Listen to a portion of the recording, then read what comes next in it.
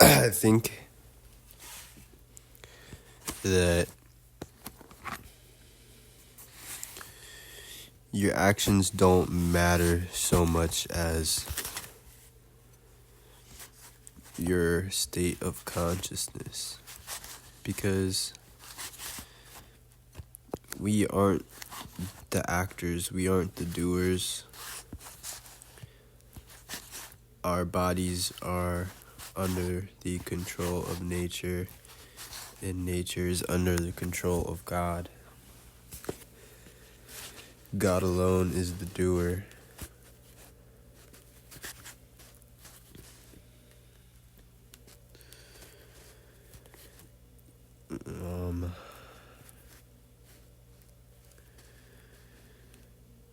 You could say that we're here to become nobody, to return back into the one. But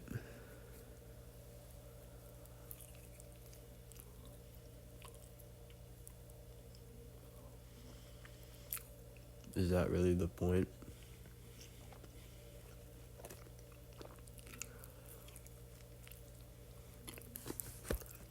What is my gut telling me?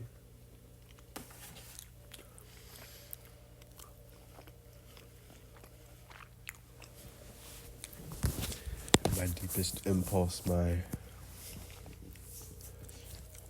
intuition, my inner knowing. I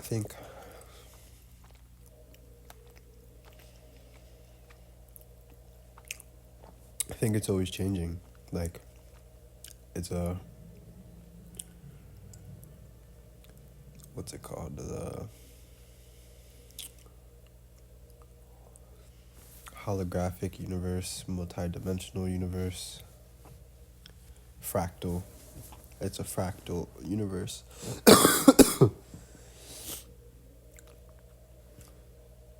So literally if you meditate on anything, it all has the same rhythm to it. It all has the same fate. Generation, maintenance, and destruction. Everything has these qualities to it, and everything is completely different, yet the underlying thing that connects all of it is the ever existing, ever present moment that is all, we can call that real because it's unchanging. Everything else is constantly changing, so we refer to that as illusion. Yet the illusion has a quality of reality to it. The permanence of impermanence, you can say, is reality. The impermanence is inseparable from the permanence. It's permanently impermanent, constantly in a state of changing, yet nothing is happening.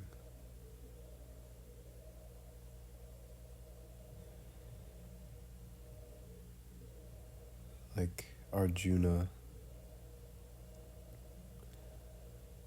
on the battlefield of Kurukshetra.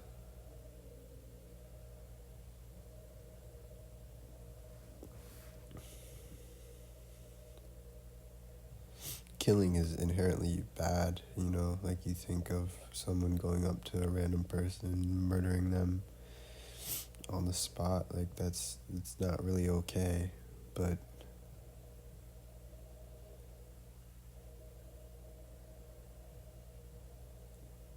good and evil only exists on one level, but there's multiple levels of reality stacked upon each other because it's a multi-dimensional universe.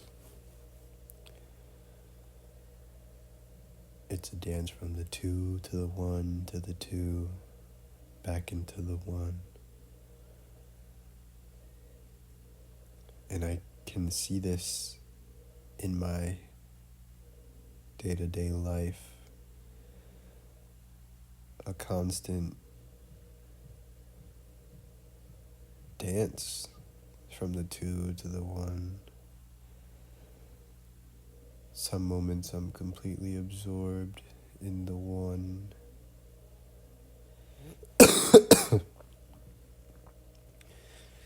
In other times, I'm completely absorbed by the two, by separateness. And it really changes moment by moment. We are the temple of God. The universe is fractal. I don't know, for some reason I don't really believe in death, even though it's so prevalent all around me. But I do know that death is real. Except I don't really know that because I haven't experienced it. I've never experienced death before, so I can't outrightly say that death is real. I can only talk about my experience, and the only thing I can really confirm as being real or permanent is what I experience to be so.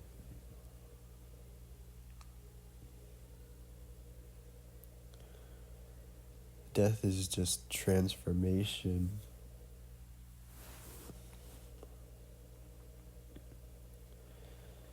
It doesn't matter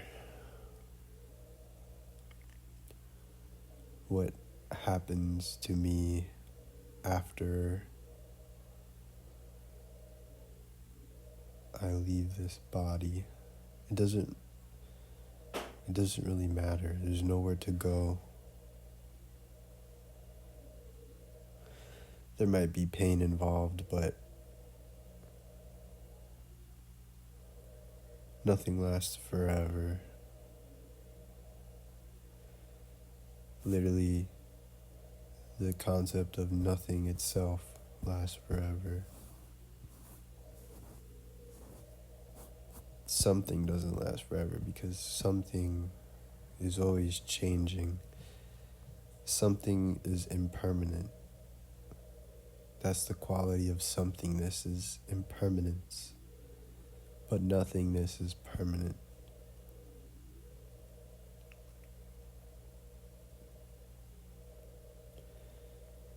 Out of emptiness, compassion arises. Because emptiness is truth. Emptiness is the ultimate reality, it's ultimate truth, and the truth will set you free. If you live in a state of truth,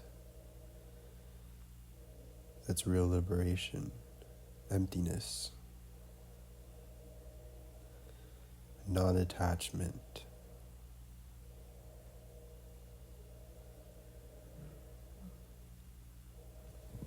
I think I've had a few initiations, but not the big initiation. Like, Ram Dass had a stroke, and then he was put in a wheelchair.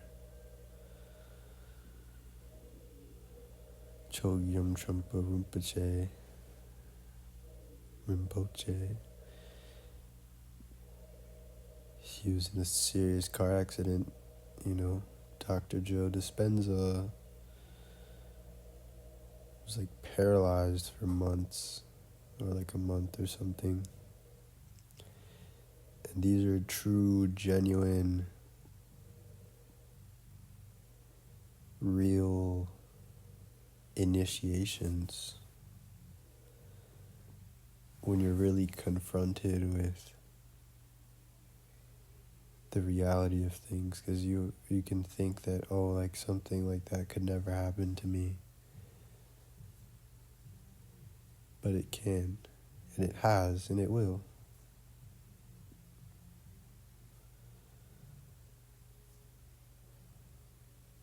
However scary it may sound, or it may be, like even that lady that lost her kid when she was really young, she said it was like the most important thing that could have ever happened to her. It was like the child's gift for the mother, because it was painful. It was an initiation. It was being baptized by the fire.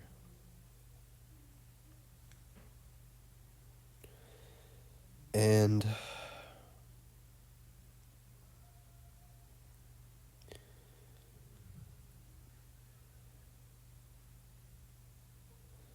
I want to be initiated. I don't necessarily think I'm ready, but I don't think I ever will be. I think that's the point. You'll never be ready to face death. There's always going to be a part of you that resists change, that resists death. The unknown. The unknown is feared. Why is the unknown feared?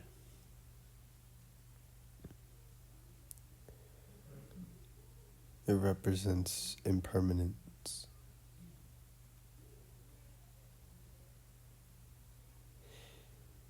And there's a part of us that understands our lower self, knows that we are impermanent, and yet we try to resist it. We try to resist our impermanence, and we want to live forever. We want to be a permanent being. But we already are that. We already are a permanent being. There's really no point in physical immortality, because it's just another form of attachment. Physical immortality is just another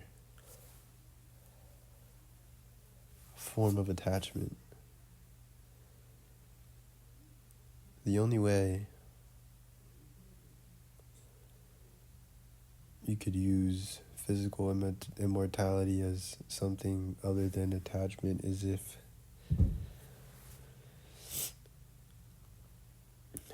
you're no longer attached to your physical self, and you hold on to your physical self just for the purpose of, solely for the purpose of helping others become liberated.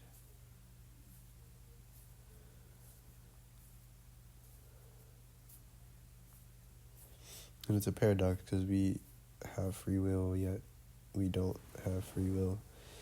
As the one, we have free will. And everything is already decided. We choose ahead of time, before we created time. We decided how it was gonna go, and now we're living it out. It's quite a mysterious phenomenon.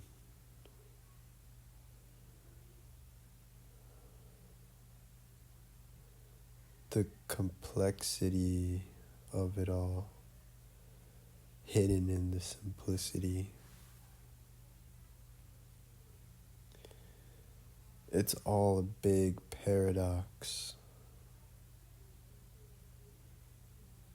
And that's why the mind has such a hard time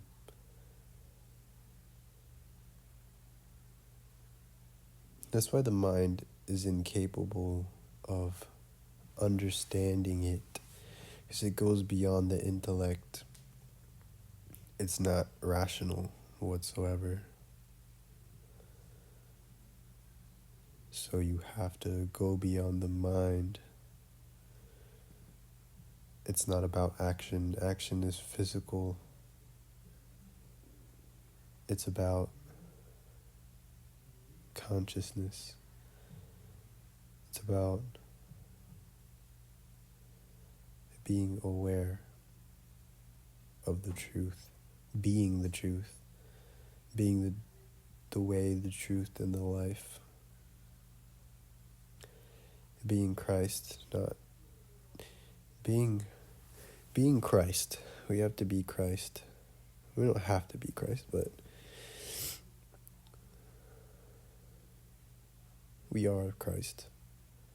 Like, there's no way around that. Like, we are Christ. And Jesus Christ is the perfect example of how it's the history of who we are.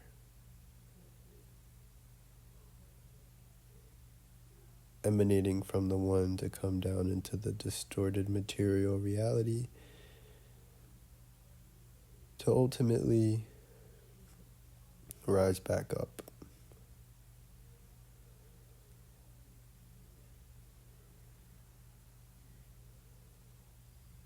And fighting for good,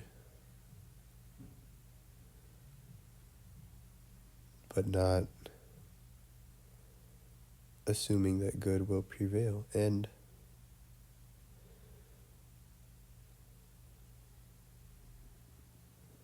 quote-unquote bad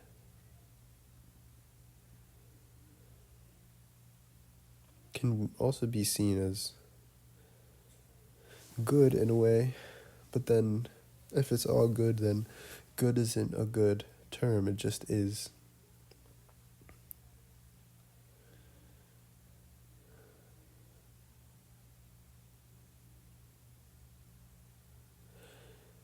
But if you try to ask why,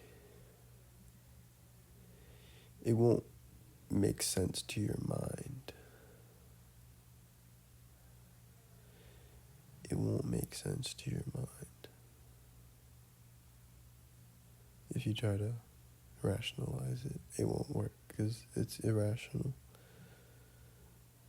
It's completely irrational.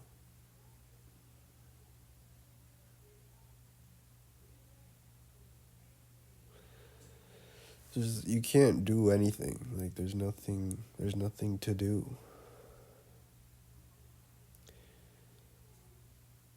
And it often takes me back to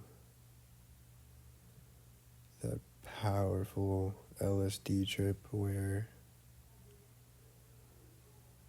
I almost died, bro.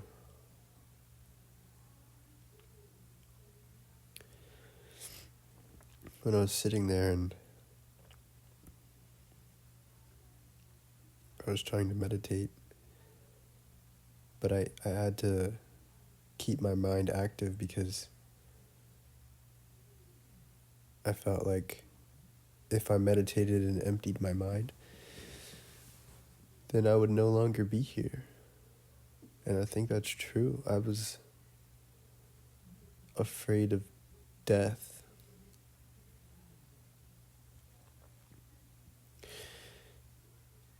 In that moment, I was confronted with death. It's the closest I've ever been to death. Honestly. So sitting there, if everything is one, it's just all me. There's nothing other than me.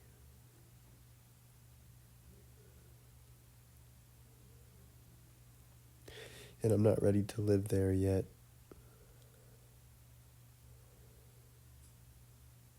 Because it's still frightening. It's extremely frightening. And it's frightening because it feels lonely.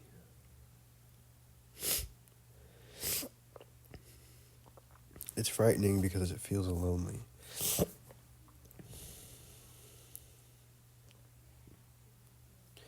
That's why you have to be comfortable with being alone, because it's the ultimate reality. It's just you, right? So, what do you do when it's just you and you're all alone? What happens then? What happens when you're all alone?